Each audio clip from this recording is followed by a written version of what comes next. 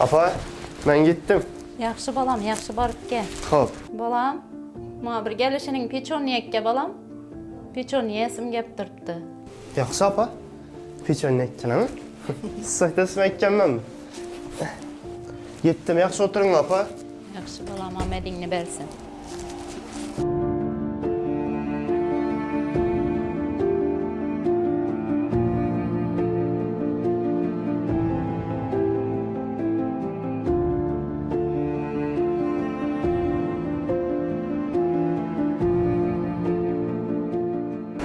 Assalamu alaikum. Dar İtalyan muhtaç haber öylesmi ağa? Boldu oturayım.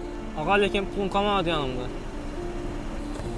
Zəli, oxu balçılıqda oturardık, oturarın. Oldu ağa. Rahmat ağa. Rahmat ketdi ağa. Sizden yaxşı insanlar bayken pulum üdə qat gitmedi ağa. İndi oxu balçılıqda oturardık, zəli. Ağa taksılıqda kaçandan beri işlisiz? Özü işte işləyəm. Geçdə bekar oxularım taksiçilik etəməndən. Həm də bir gün anacanım şirilik yəsi gəlib də şuna azgana pul bolsun deyib çıxıb.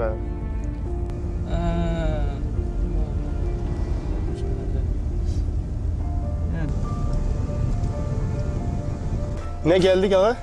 Ağa şu ilacı olsa Dar İtalyanın arka tarafında tüp sürüp verin ismi. Oldu. Mamma yok. Ağa rahmet.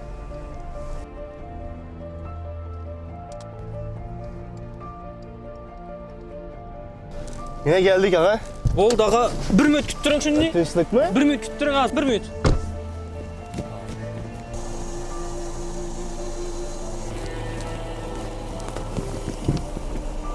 Ağa özünden şu buraya toptum dökende işçimenden şu şirinlikini anacanınızı aparıp biraz. Yok ay şart emez ağa. Yok ağa. Yok Çin şart kengilden. emez. Rahmet. Rahmet.